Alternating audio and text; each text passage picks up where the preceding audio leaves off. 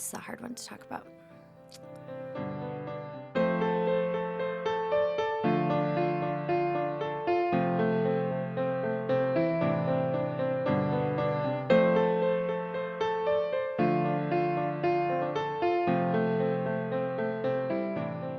Recently, I had an experience where I went up a size in clothes, and I was so mad at myself that it was difficult for me. It's like this thing that I preach all the time was suddenly really, really at my forefront.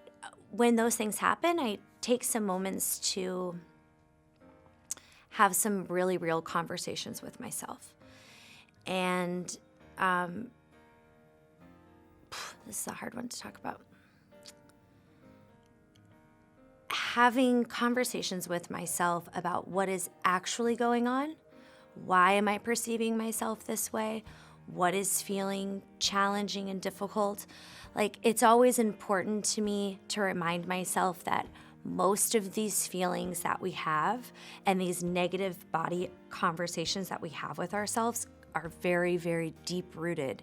And they start when we are little kids. We start, a compliment is, oh my God, you're so tiny. Before and after pictures, when I was struggling with an eating disorder, were really, really triggering for me. I would see an after picture and be like, look at that. You can get super, super skinny.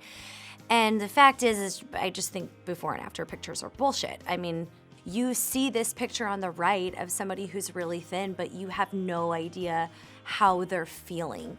I found that when something was talking about weight loss or measuring yourself or getting on the scale, a 12-week program, if I was really focused on bikini body ready, all of these things were triggering for me. Something that I found with an eating disorder is the smaller I was, the more powerful I felt.